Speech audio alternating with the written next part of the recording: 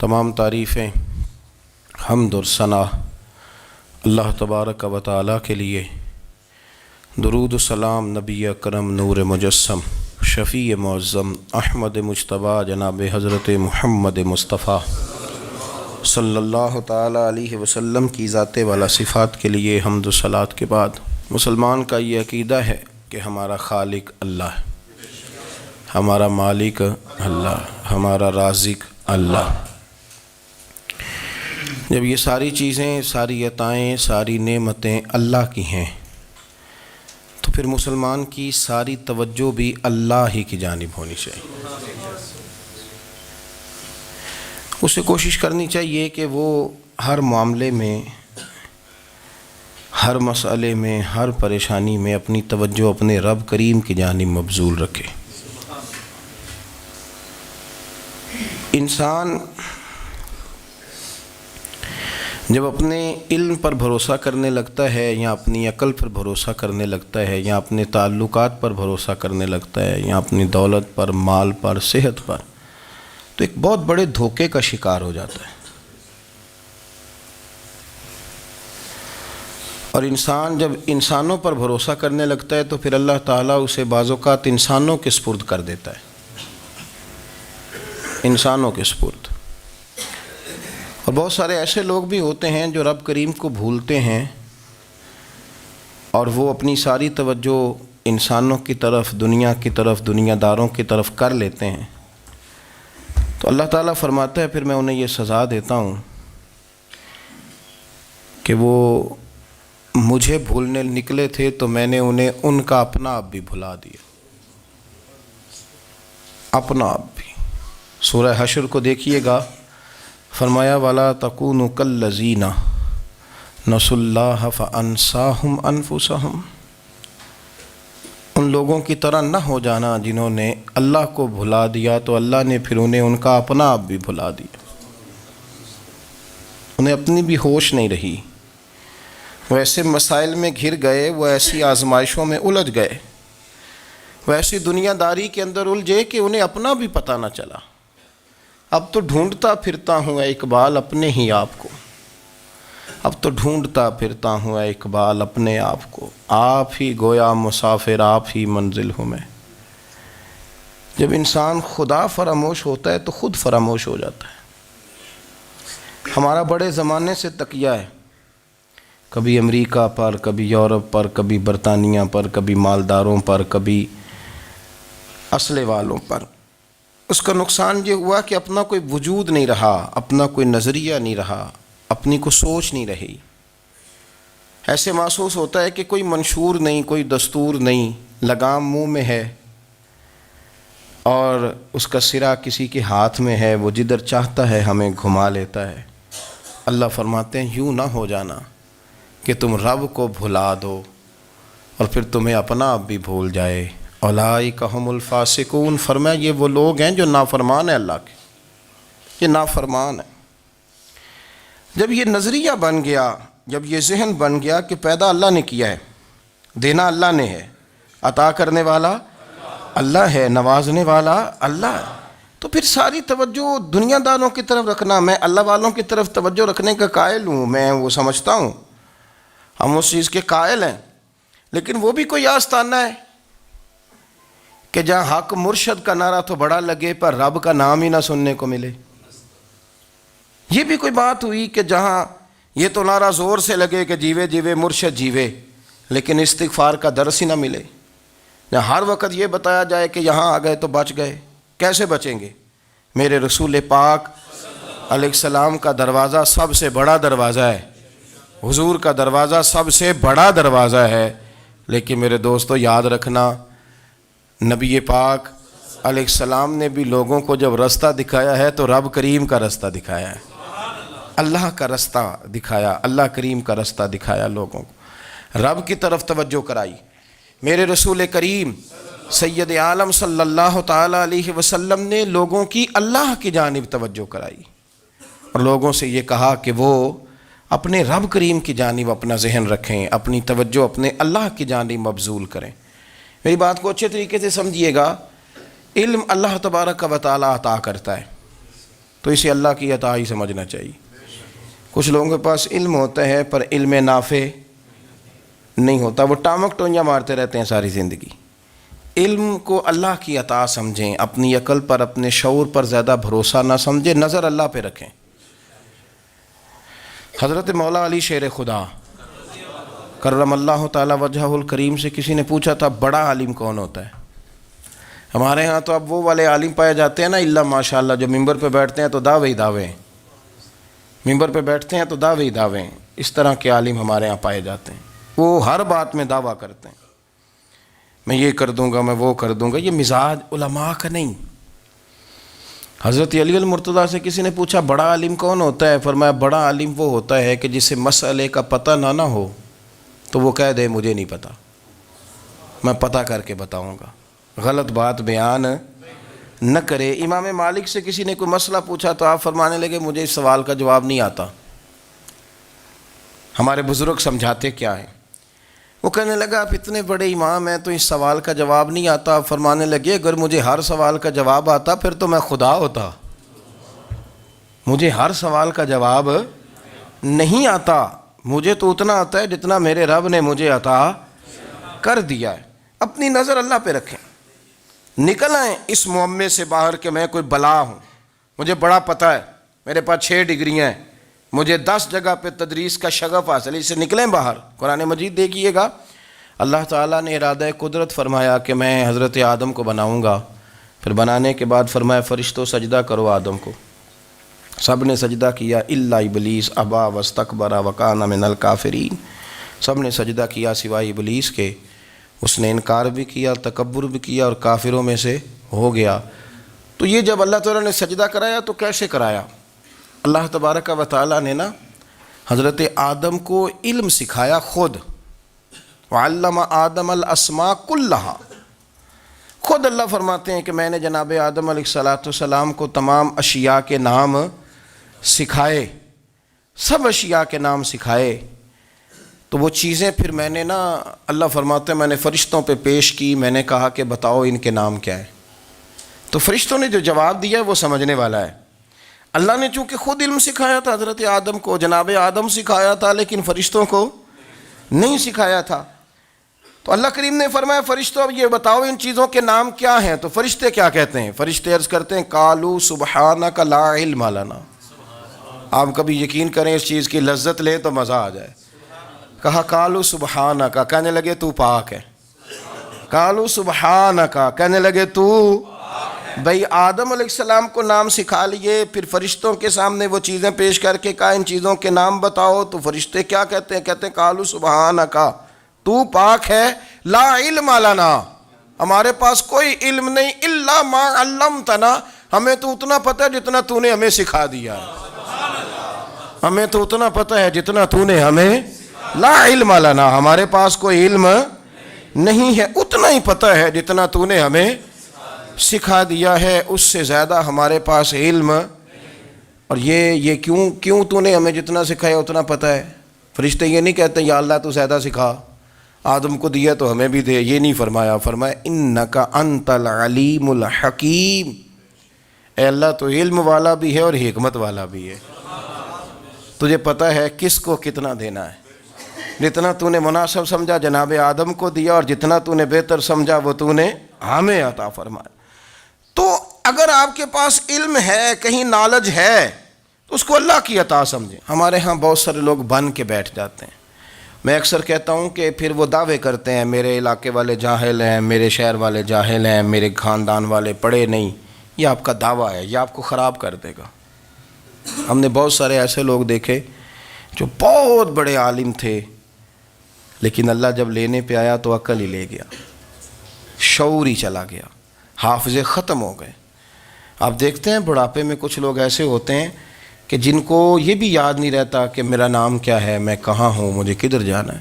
تو اس وقت سے اللہ کی پناہ مانگیں اور اپنی نظر اپنے رب کریم کی جانب رکھیں، اللہ کی جانب اپنی نظر کو مبذول رکھیں۔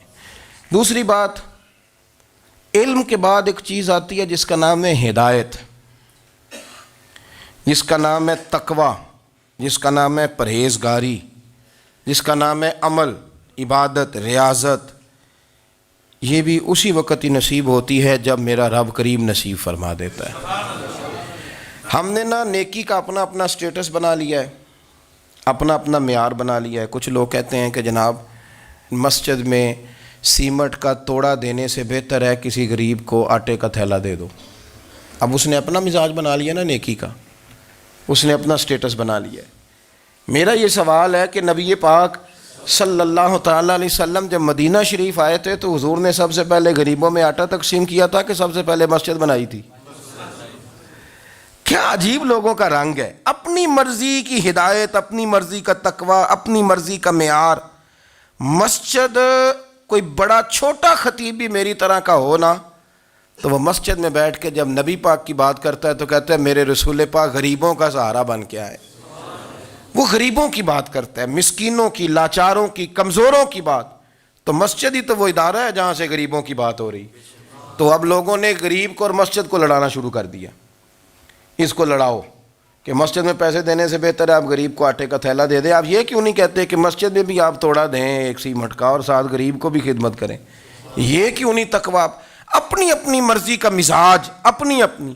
کچھ لوگ کہتے ہیں چھوڑو جی، ساری زندگی انسان نماز پڑھتا رہے اور پھر گالیاں بھی دیتا رہے، بندہ داڑھی بھی رکھ لے اور جھوٹ بولنا بھی نہ چھوڑے۔ تو یہ آپ نے اپنے پاس سے تقوی کا معیار بنایا ہے۔ گالی دینے کا گناہ ہے اور داڑھی رکھنے کا ثواب ہے۔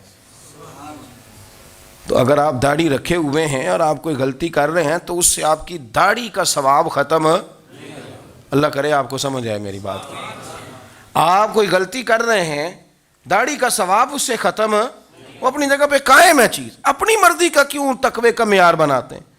تقوی کا مزاج اپنی مرضی کا نہ بناؤ، اللہ کی بارگاہ سے دعا مانگو کہ یا اللہ ہمیں ہدایت کا نور عطا فرما، اللہ تو ہمیں رستہ دکھا، تو بتا کہ ہدایت کیا ہے۔ تو رب فرماتا ہے اللہ ولی الذین آمنوا، اللہ مومنوں کا مددگار ہے، یخرجہم من الظلمات الی النور، وہ انہیں اندھیروں سے نکالتا ہے اور نور کی طرف روشنی عطا فرماتا ہے۔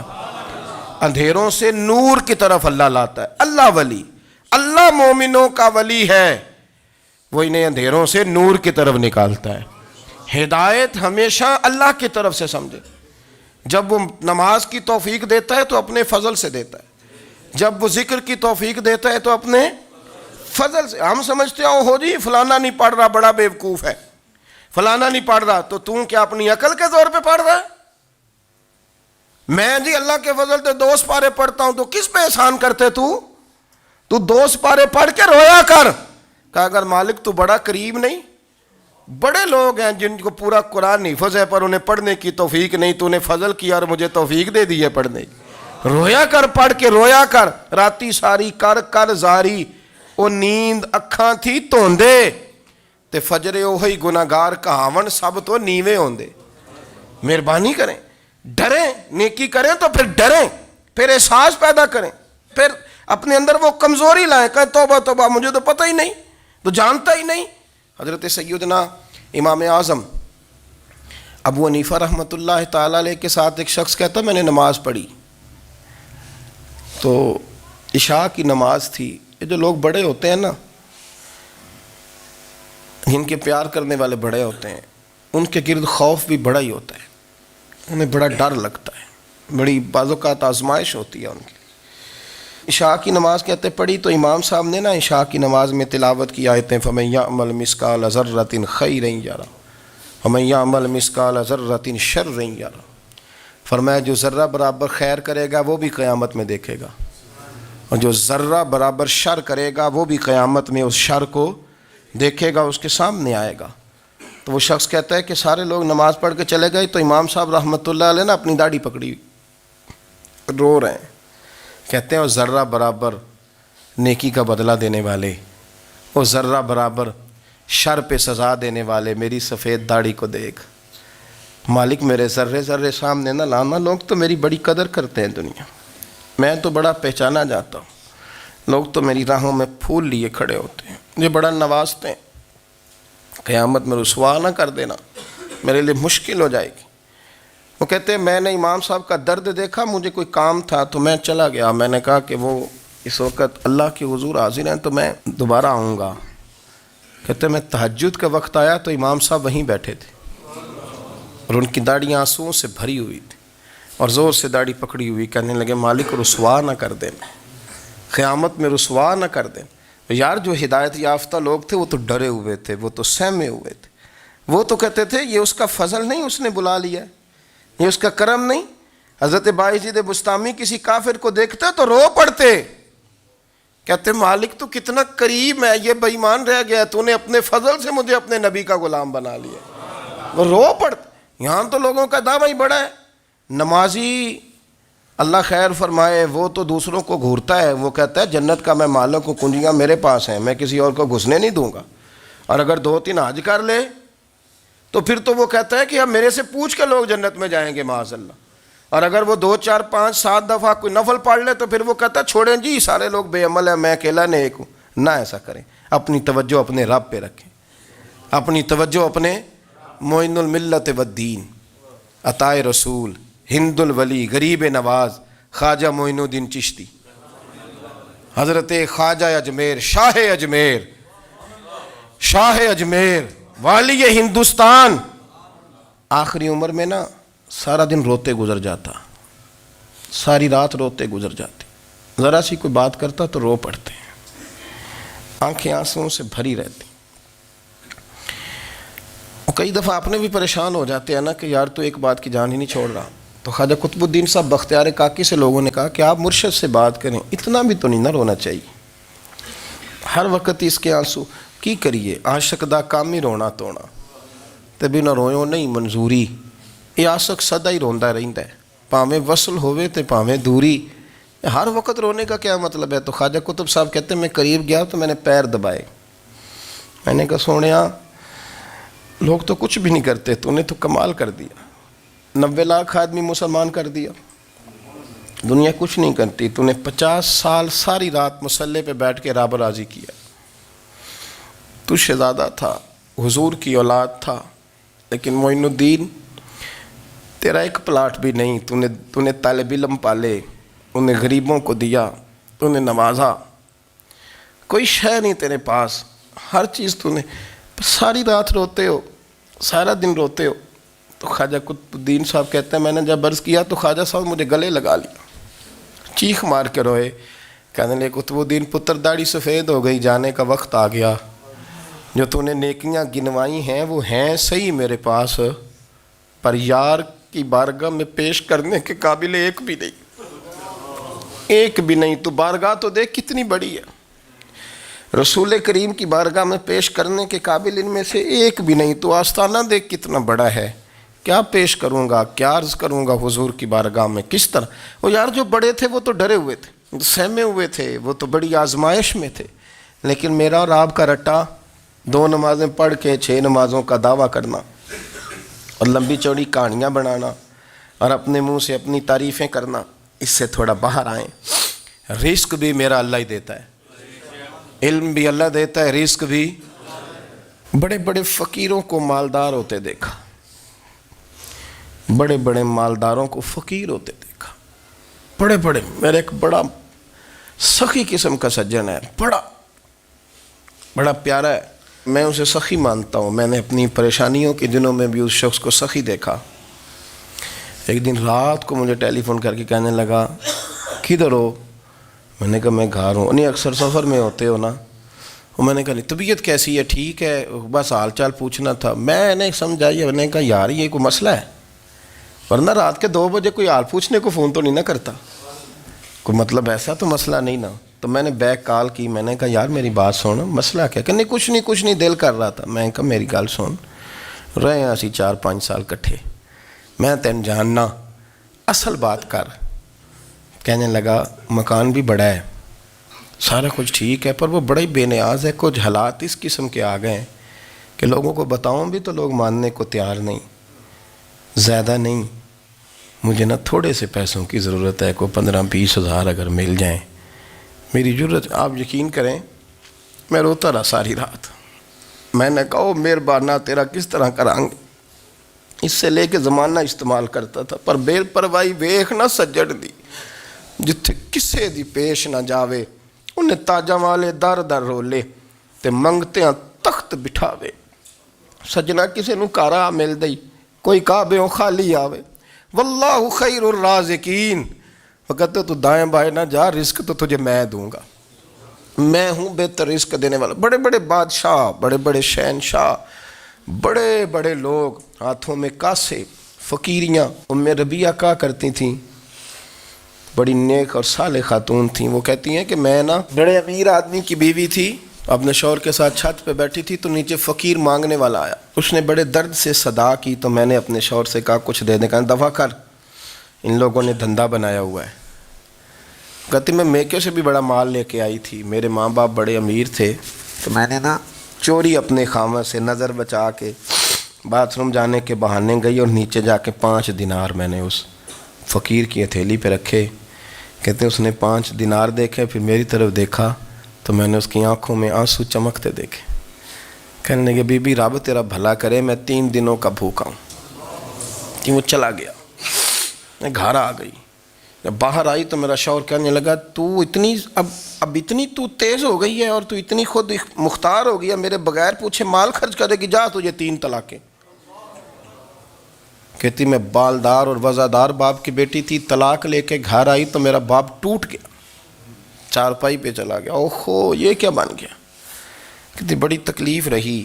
1-2 سال کے بعد میرے ابا نے میری شادی کر دی. اب جس شوہر کے پاس گئی وہ بڑا نیک تھا، پرہیزگار تھا، اللہ نے بہترین صلہ دیا. کتنی چھت پہ بیٹھی تھی، دروازے پہ فقیر آیا تو میں نے شوہر سے کہا کچھ دے دوں. کہنے لگا 5 نہ دینا، 15 دینا، 20 دینا، میں فقیر ہوں، میں نے فقر سے دولت دیکھی ہے، اسے خالی نہ لوٹانا. کہتی ہے کہ میں نیچے گئی اور جب میں نے اس کی طرف دینار بڑھائے تو میری چیخ نکلی، پیسے پھینک کے میں بے ہوش ہو کے گری. میرا شوہر نے آ کے اٹھایا، اندر لے گیا، پانی منہ پہ چھڑکا. کہنے لگا تجھے کیا ہوا. کہنے لگی یہ جو مانگنے آیا یہ میرا پہلا شوہر تھا، وہی تھا جو کہتا تھا کہ تو 5 دینار دے آئیے، جا تجھے 3 طلاقیں. پڑھو نا حدیث پاک. میرے نبی پاک علیہ السلام نے فرمایا ایک بندہ گنجا تھا. گنجا کوئی ترتیب آگے پیچھے ہو جائے تو مفہوم کے لحاظ سے، لیکن میں مفہوم اس کا واضح کرتا ہوں. ایک گنجا تھا، کوئی شے نہیں تھی، سر پہ بال بھی نہیں تھے، رویا کرتا تھا. اللہ تعالیٰ نے فرشتے کو بھیجا، تجھے کیا چاہیے. تو کہنے لگا بال آ جائیں اور تھوڑا مال آ جائے. فرشتے نے ہاتھ پھیرا تو بال بھی آ گئے تو بکریاں بھی آ گئیں، لائنیں لگ گئیں، مال ہی مال ہو گئے. دوسرے کے پاس گیا، وہ کوڑا تھا. اس کو جا کے کہا کیا چاہیے. کہنے لگا شفا ہو جائے اور کچھ اللہ تعالیٰ آسانی کر دے. شفا بھی ہو گئی، گائیں بھی دے دی، بھینسیں بھی دے دی، مال ہی مال ہو گئے. پھر ایک کے پاس گیا، وہ اندھا تھا. تجھے کیا چاہیے. اس نے کہا آنکھیں مل جائیں اور کچھ ساتھ اللہ مال دے دے. اونٹ ہی اونٹ ہو گئے. جب بڑا نواز دیا تو پھر مالک نے امتحان لینے کا ارادہ کیا. یاری تیری سونا ہے پر آزمائشاں بھی تیریاں اگ. آزمائشاں تیریاں، صحیح کہہ رہا ہوں، آزمائشاں تیریاں، یاری تیری سونا ہے پر آزمائشاں تیریاں. یہ سونا پرکھیا جامدائی پہلو نال لگاں دے لگ. اللہ نے فرمایا آزمائش کرو. سب سے پہلے گنجے کے پاس آئے، اسے کہا اللہ کے رستے میں کچھ دیکھنے لگا، میرے خرچے ہی بڑے. دیکھو تو صحیح کتنی مشکل میں وقت گزارتا ہوں، حال ہی کوئی نہیں. تو اس نے کہا میں نے تو سنا ہے تو گنجا اور بھوکا ننگا تھا. کہنے لگا میں تو جدی پشتی رئیس اعظم ہوں، تجھے کس پاگل نے کہا ہے بھاگ جا. اس نے کہا اچھا جیسے تو تھا ویسے ہی ہو جائے. کھیت کھلیان اجڑ گئے، پھر سے گنجا ہو گیا. حضور علیہ السلام فرمانے لگے. پھر وہ اس کے پاس گیا جو کوڑا تھا، اسے کہا کچھ دے. کہنے لگا خرچے ہی بڑے. اب پوچھ لیں کسی امیر آدمی سے، کہے گا چکی کے نیچے ہاتھ ہے میرا، میرے سے زیادہ تو اب پریشان بندہ ہی کوئی نہیں. کیا بتاؤں آپ کو، اتنا ٹیکس ہے، اتنا جرمانہ ہے، فلانی شے، بڑا کچھ گنواتے ہیں لوگ. اس نے کہا میں نے تو سنا تو پہلے کوڑا تھا. اس نے کہا جا دوڑ جا، میں تو رئیس اعظم ہوں، دادا بھی پردادا بھی اور ساری نسل ہی. اس نے کہا اچھا جیسے تو تھا ویسے ہی ہو جائے. پھر وہ گیا اندھے کے پاس اور جا کے کہا اللہ کے نام پہ کچھ دے. تو کہنے لگا رب کے نام پہ، یہ کھڑے ہیں اونٹ جتنے تیرے دل کرے لے دا. اس نے کہا کیا معنی اس بات کا. کہنے لگا یار تجھے کیا بتاؤں، میں تو اندھا تھا، میں نے تو کبھی دنیا دیکھی نہیں تھی. پھر اس کریم نے فضل کیا تو مجھے بڑا کچھ دکھایا. میں کیا بتاؤں، میرا دل کر رہا ہے کہہ دوں کہ پھر اس نے کعبہ دکھایا. اور اس نے روضہ رسول دکھایا، پھر اس نے ریاض الجنہ کے سجدے دکھائے، پھر اس نے اپنے محبوب کے دروازے کی رونقیں دکھائیں۔ اس نے بڑا کچھ دیا، اس نے بڑا نوازا۔ میرے پاس تو شاید میں بدکار پرانا خادم، کسے در ملی نہ ٹوئی، ایتے واصف یار نے نظر جو کی تھی، پھر واصف ہی ہوئی۔ یہ تو اس کا کرم ہوا۔ تو یہ وہ کہنے لگا تو اللہ کے نام پہ جان مانگ، میں وہ بھی دینے کو تیار۔ میرے پاس تو شے کوئی نہیں تھی، مجھے تو اپنا پتہ ہے، میں تو کوئی شے نہیں تھا، کچھ نہیں تھا میرے پاس۔ یہ تو ان کا کرم ہے کہ رخ ان کا ادھر ہے، اور مختصر سی میری کہانی ہے، یہ جو بھی ہے ان کی مہربانی ہے۔ تو وہ کہنے لگا میں بھی کچھ لینے نہیں آیا تھا، تیری آزمائش ہی کرنے آیا تھا، تیری عزتیں بھی سلامت رہیں گی، تیرا مال بھی سلامت رہے گا، تیری شفا بھی۔ اپنی زندگی میں کبھی بھی اللہ کی بارگاہ سے توجہ ادھر ادھر نہ کریں، چھوڑیں لوگ کیا کر رہے ہیں، دنیا کیا کہہ رہی، کبھی بھی اپنی توجہ دائیں۔ ہمارا یہ مسئلہ بن گیا کہ ہماری سیاست ہے، ہماری دنیا داری ہے، ہم بندوں کو راضی کرنا چاہتے ہیں، ہم دیکھتے ہیں کون کس طرح، اور آپ یقین کریں آپ تھک جائیں گے، بندے راضی نہیں ہوں گے، وہ نہیں راضی ہوتے۔ آپ ان کو منا کے لائیں گے تو ادھر والے نکل جائیں گے، ادھر کو منائیں گے تو ادھر والے نکل جائیں گے۔ اس چکر سے باہر آئیں، اس رب کو راضی کریں جو فرماتا ہے ان الذین آمنوا وعملوا الصالحات سیجعل لهم الرحمن ودا۔ فرمایا تو ایمان لانے کے بعد نیک عمل کر، میں لوگوں کے دلوں میں تیری محبت پیدا کر دوں۔ رحمان لوگوں کے دلوں میں محبت ڈال دے گا، اللہ لوگوں کے دلوں میں۔ اپنی نظر ہمیشہ اپنے رب پہ رکھیں، اتنی لمبی چوڑی دنیا داروں سے امیدیں نہ وابستہ کریں۔ میں نے دیکھا ہے لوگ کاسا لیسی کرتے ہیں، کبھی اس کے دروازے پہ کبھی اس کے دروازے پہ۔ ان چکروں سے باہر آئیں اور اپنے رب کی بارگاہ کی طرف توجہ کریں، استغفار شوق سے پڑھا کریں۔ اور اکیلے میں نا، اکیلے میں حضرت رئیس المتکلمین مولانا نقی علی خان صاحب رحمۃ اللہ نے لکھا ہے کہ فرعون 500 سال حکومت کر گیا، یہاں تو 5 سال کی حکومت کی پیر لڑکھڑاتے ہیں، 500 سال۔ فرماتے اصل وجہ یہ تھی کہ دنیا جب سو جاتی تھی نا تو اوپر چادر لے کے تو مصلے پہ بیٹھ جاتا تھا اور ہاتھ باندھ کے کہتا تھا رب تو ہی ہے، میرا پردہ نہ کھولنا، مالک تو ہی ہے، کرم نوازی کرنا، میری پکڑ نہ کرنا۔ وہ بے ایمان ہو کے اگر 500 سال ہاتھ باندھے تو گزارا کر لیتا ہے، تو ایماندار ہے۔ پر مسئلہ یہ ہے کہ تو رات کو بکل مار کے ہاتھ نہیں نہ باندھتا، تو منت نہیں کرتا، تو استغفار نہیں کرتا۔ توبہ کریں تو بچے رہیں۔ وہ اتنی لمبی حکومت کر گیا چونکہ رات کو کہتا تھا مالک رب تو ہی ہے، لیکن مہربانی فرما، میری پکڑ نہ فرما، تو اللہ نے تو اس کو مہلت دے دی۔